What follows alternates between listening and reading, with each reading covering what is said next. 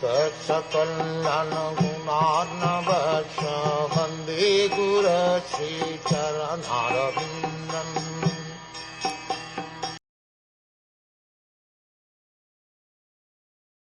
O dove, in the lotus millennium in the days of yore, at the beginning of the creation, I spoke unto Brahmā, who is situated on the lotus that grows out of my navel, about my transcendental glories, which the great sages describe as Srimad Bhagwatam.